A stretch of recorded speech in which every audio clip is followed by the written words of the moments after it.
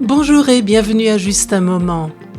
Après les 2 derniers épisodes sur la catastrophe de Malpasset, je vous propose cette fois-ci un contenu un peu plus léger. Vous reconnaîtrez sûrement l'histoire que je vais vous raconter, mais je suis sûre que vous n'avez jamais entendu cette version-là. Il était une fois une jeune fille qu'on appelait le petit chaperon rouge, parce qu'elle adorait porter un chaperon rouge, une sorte de petite capuche, que sa mère lui avait acheté et qui avait coûté les yeux de la tête. Un jour, sa mère lui dit « Ma fille, prends ce panier et va rendre visite à ta grand-mère. Mais surtout, ouvre l'œil et ne traîne pas en chemin.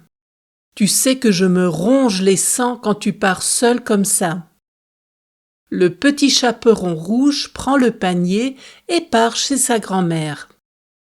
Sur la route, elle tombe sur le grand méchant loup. Ce dernier, qui a la dent et sent une bonne opportunité, s'approche d'elle et lui demande la bouche en cœur. « Bonjour, petit chaperon rouge, où vas-tu avec ce joli panier ?» La petite, qui avait la langue bien pendue, répond « Je vais chez ma grand-mère lui apporter des provisions. Elle habite de l'autre côté de la forêt. » Le loup se dit qu'il a de la veine et suggère à la petite fille « Mais pourquoi ne pas prendre ce chemin-là qui est beaucoup plus rapide ?» En réalité, il compte prendre l'autre chemin pour arriver le premier chez la grand-mère. Le petit chaperon rouge suit la direction que le loup lui a indiquée. Le loup prend ses jambes à son cou et arrive devant la maison de la grand-mère. Il frappe à la porte, entre et comme il a l'estomac dans les talons, se jette sur la grand-mère qu'il dévore en un clin d'œil. Ensuite, il enfile les vêtements de la grand-mère, s'installe dans le lit et attend patiemment. Le petit chaperon rouge arrive finalement chez sa grand-mère. La jeune fille est sur les rotules après avoir fait tout ce chemin.